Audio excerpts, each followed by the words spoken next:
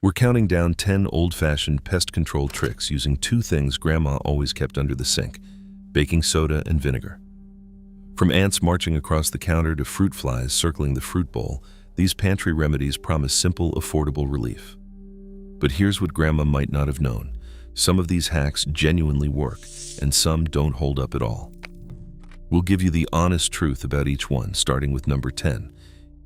In the 10th place, we find the practice of using baking soda directly in houseplant soil to suppress pesky fungus gnats.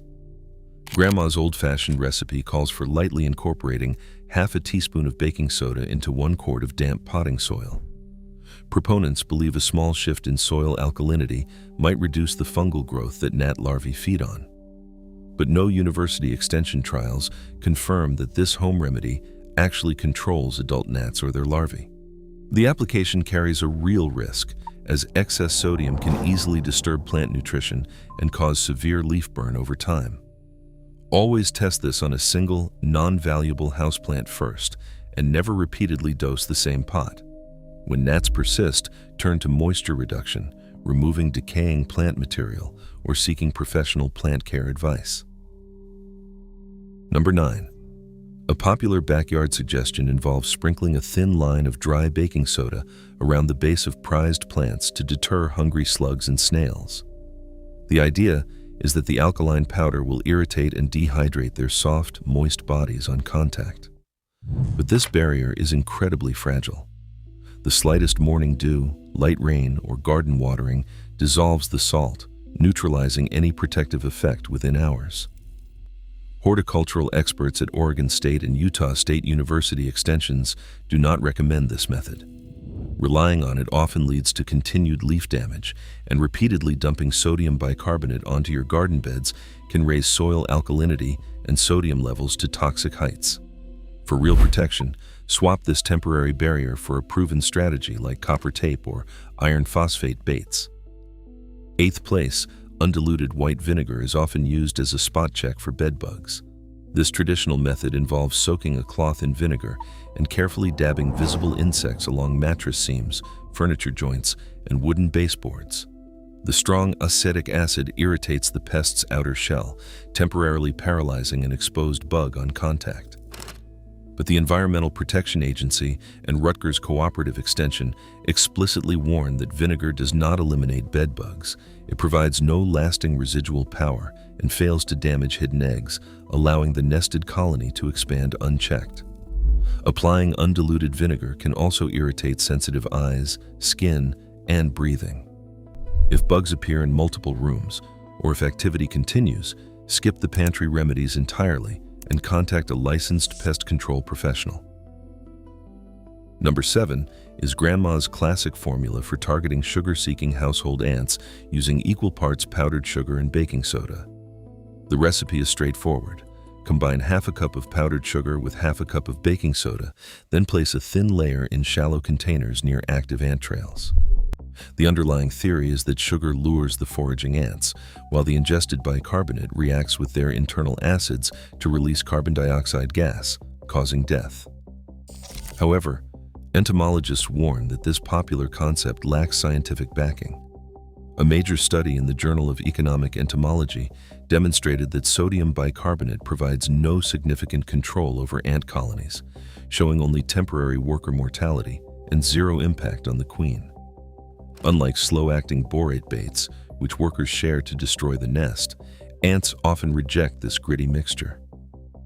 Keep children and pets away from large quantities of this powder, and treat this recipe as a fun home experiment rather than a reliable replacement for a tested, EPA-registered ant bait. 6th place is Grandma's quick fix for dealing with an isolated housefly on a hard, sealed surface. When you spot a single nuisance fly resting on a kitchen counter, undiluted white vinegar serves as an immediate spot cleaner. Simply pour the vinegar into a labeled spray bottle or apply it directly to a cloth. Dabbing or spraying the insect saturates its wings, and the direct acidity can injure or desiccate the pest on contact.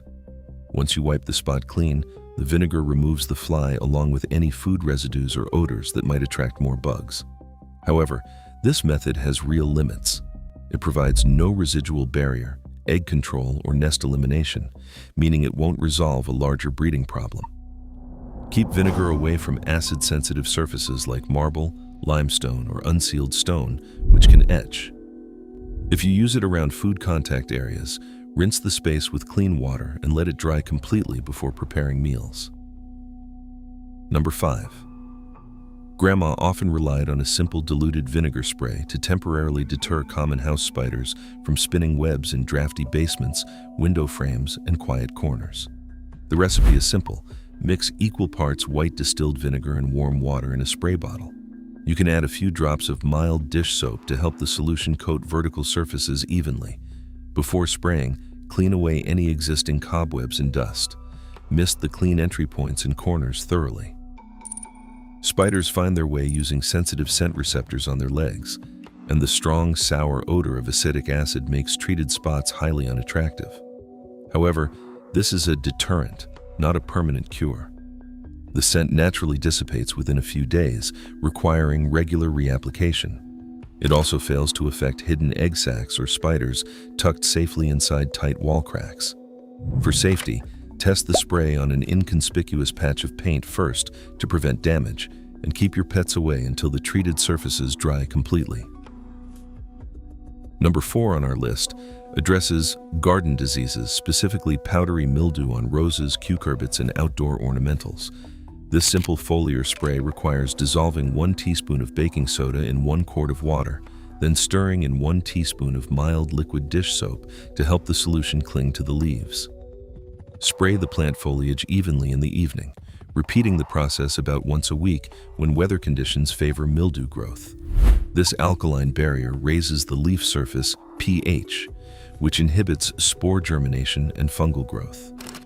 In field trials published by Cornell in the Journal of the American Rhododendron Society, this mixture reduced powdery mildew severity by approximately 70%. Keep in mind, this works best as a preventive measure instead of a cure for advanced infections. To protect delicate plants, test the spray on 2 or 3 leaves first. Avoid application in hot sun, and stop if you notice browning or curling. For heavily infected plants, consult a professional or transition to a labeled fungicide. Coming to the top 3, we target those pesky little drain flies that love to breed in the organic film lining your kitchen and bathroom pipes.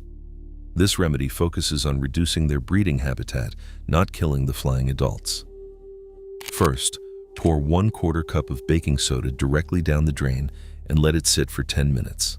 Then, pour in 1 cup of white distilled vinegar, let the fizzing reaction work for about 5 minutes, and flush it thoroughly with hot water.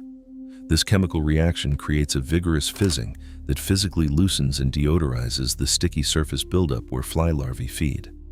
Repeated weekly maintenance can make your drains far less attractive to these insects. Still, this quick chemical fizz has clear limits. A brief reaction cannot penetrate thick, mature biofilm further down the pipe. If the flies persist, you may need to manually scrub the pipes with a stiff drain brush, apply an enzymatic cleaner, or contact a professional plumber. For safety, always keep the room well ventilated, keep your hands clear of the fizzing bubbles, and never mix vinegar with bleach or other commercial drain cleaners. In second place, Grandma's trusted remedy for indoor foraging ants uses a simple bottle of white distilled vinegar kept right under the kitchen sink. When you spot ants marching across countertops, floors, or windowsills, you can quickly disrupt their route with a mild, non-toxic wash. Mix 1/2 cup of white distilled vinegar with 1/2 cup of water. Instead of just squashing individual insects, wet a clean cloth or sponge with this solution and thoroughly wipe down the entire visible trail. Apply this 2 or 3 times daily for 3 consecutive days during periods of minor activity. The acetic acid in the vinegar breaks down and masks the invisible pheromone scent trails that worker ants rely on to find their way.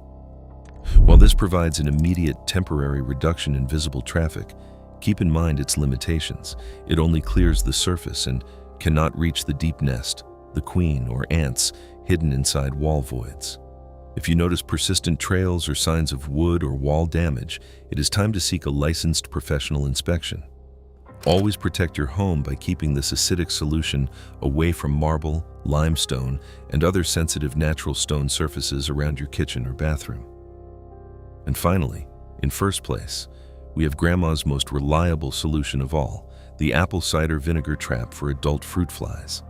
These tiny pests frequently congregate around ripening produce, trash cans, and fermenting liquids in the kitchen. To build this highly effective trap, pour 1 to 2 inches of pure apple cider vinegar into a small glass jar, then add just a single drop of unscented liquid dish soap. You can cover the opening tightly with plastic wrap and poke several small holes with a toothpick, or simply leave a shallow container uncovered if it is placed safely out of reach. Put the trap directly beside the active insect source and replace the bait every 2 to 3 days to keep it fresh. The science behind this old-fashioned favorite is remarkably straightforward. Fruit flies are naturally drawn to the volatile acetic acid and fermentation-related odors of the vinegar. Once they land, the dish soap breaks the water's surface tension, causing the flies to sink and drown. In professional field observations, traps using this exact bait design captured an average of 30 flies per day. Keep in mind that while this trap works wonders on adult flies, it is not a complete cure on its own. It cannot target the larvae still developing inside overripe fruit, trash bins, or moist organic residue. For permanent control, always combine your traps with thorough sanitation by removing rotting food and rinsing out recycling bins. Always use food-grade vinegar, keep the jar stable, and make sure children and pets cannot access or drink the soapy bait. Across all 10 entries, one truth emerges. Pantry remedies are tools of deterrence, not total eradication. Baking soda and vinegar don't destroy hidden nests. They disrupt pest habits and maintain clean environments. Grandma's real secret wasn't a magic chemical, it was daily vigilance. Have you tried any of these at home? Let us know in the comments below.